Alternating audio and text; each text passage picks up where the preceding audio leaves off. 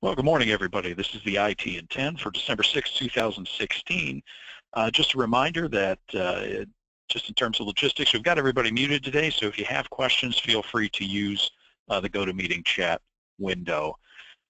A couple of weeks ago, we had talked about entry-level points into IT. What makes a good candidate? What's the training and certifications that help support an entry-level role? And what does that role look like? What exactly does a help desk role look like? How much does it pay here in the Chicagoland area? Today we're going to take that a step further and talk about intermediate level roles in IT. What does that resume look like for somebody that's ready to take the next step? What is that next logical step on the career path? And what are the certifications and training that best position a candidate for the next step in an IT career? So you're faced with a resume. It's probably got about 3 to 5 years of help desk experience on it or technical support. It's somebody who's been doing the entry-level work into IT, fixing desktops, fixing networks, responding to internal customer requests in an enterprise-level environment. They probably possess one or more certifications. The CompTIA certs we talked a lot about a couple of weeks ago, A+ and Network+. Perhaps they have ITIL Foundations, of course, ITIL Foundations being the certification that demonstrates competency on how to run a service desk and how to perform not the technical side of a help desk role, but certainly the management side of a help desk role, and how to ensure that all of your clients internally receive services of a high quality. Perhaps Cisco, another big popular certification here in the Chicagoland area, a CCENT, the entry-level certification for Cisco, or the CCNA routing and switching certification.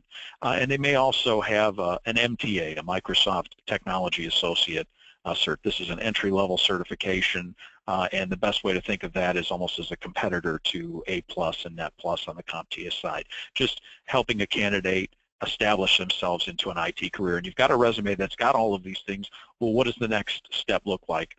Most often that job is going to be called something with a manager or an administrator next to the job title: technical support manager, network administrator, help desk manager. The salaries here I've listed are based on the BLS data here for Chicago. I would say your mileage may vary. Typically we found here that the BLS data is a little bit high for the Chicagoland area. The salaries here probably are going to be in the neighborhood of $40,000 to $50,000. So what we're going to deal with today is the technical side of the certifications. What's the next step for this candidate? What sort of technical certifications do they need to make the next step in their career? And of course, no discussion of this would be complete without a discussion about Cisco. Perhaps you've already received your CCENT, your Cisco Certified Entry-Level certification, or perhaps you've gotten the CCNA, the Cisco Certified Network Associate Routing and Switching. And a lot of times career coaches here and candidates here shortcut that. When they say CCNA, they're actually talking about a very specific flavor of a Cisco certification called Cisco Certified Network Associate Routing and Switching, how to deal with the infrastructure, the wiring of an enterprise level network using Cisco equipment. And actually this CCNA comes in other flavors that candidates can pursue. Cloud deals with the Internet of Things or the Internet of Everything. The fact that I can purchase a refrigerator right now, that when I run low on milk, it's going to tell my cell phone that I need to pick up milk at the store at my next trip there. The Internet of Things, that everything is all wired together. And one particular CCNA flavor deals with that. Security, obviously how to deal with threat mitigation when it comes to infrastructure.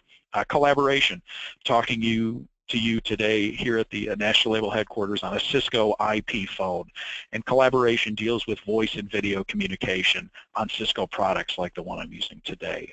Data center, how to design, install, and maintain a data center in an enterprise level environment. And wireless, as the name implies, setting up the Cisco wireless networking products. There are a few others dealing with the design of a network, or a service provider, which is a lot like ITIL actually, how to deal with a service desk and how to manage that, cyber ops, which is a whole other level of security. All of these are the flavors of Cisco Certified Network Associate, so the step above the entry level, and all of these flavors can be taken independently of one another. You don't need a CCENT necessarily to achieve a CCNA certification in one of these different disciplines. But what you do need is, if you're going to, we'll jump ahead and talk about the next step up the ladder.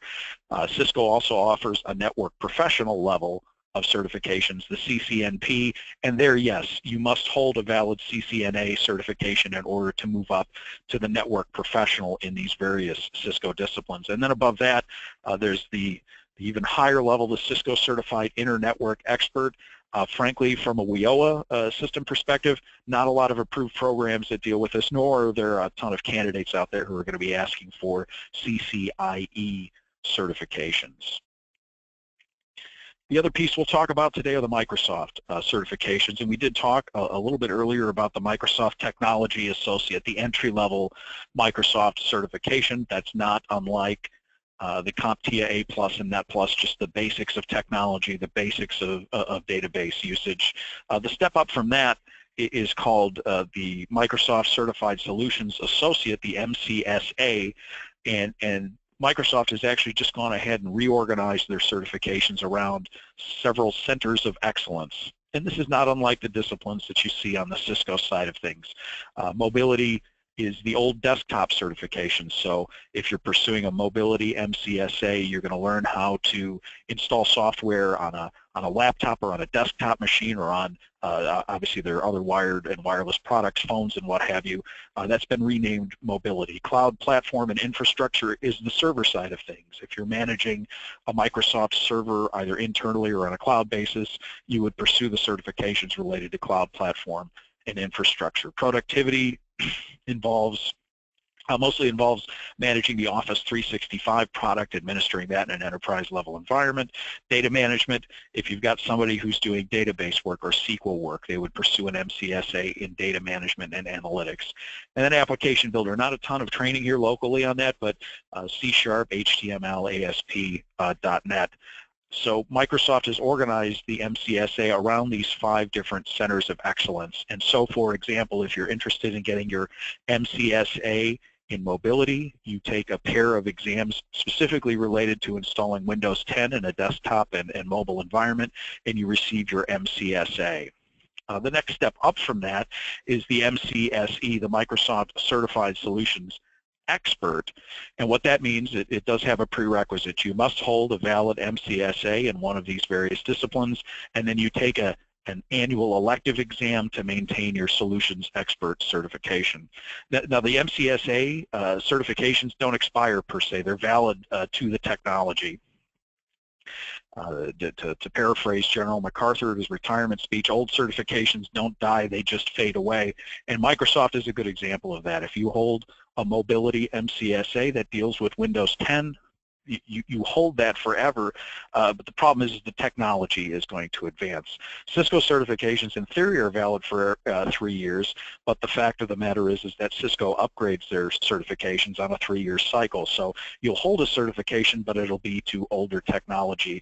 And the IT joke I like to tell is somebody asked Bill Gates to count to 10, and he said, sure, 1, 2, 3.1, 95, 98, NT 2000, XP, Vista 7, 8, 10. That's 12 different versions of Windows that have come out since 1985.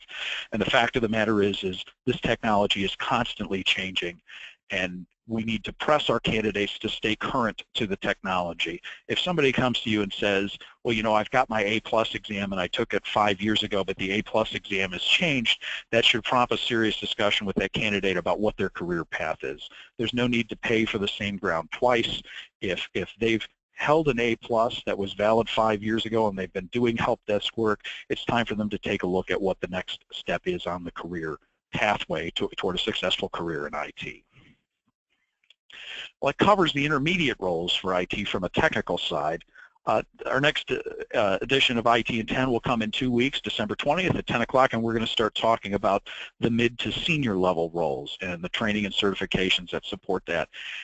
Where this week we dealt with a lot of the technical certifications, next time we're going to deal with more of the management level certifications. So we'll talk about prerequisites and training for project management, the PMP, Lean Six Sigma, Scrum Master, and business analysis in particular, and talk about obviously all of these roles have management next to them. So there's a technical side to management, and then there's another side to management that's involving budgets and projects and how to improve the quality of the enterprise level environment.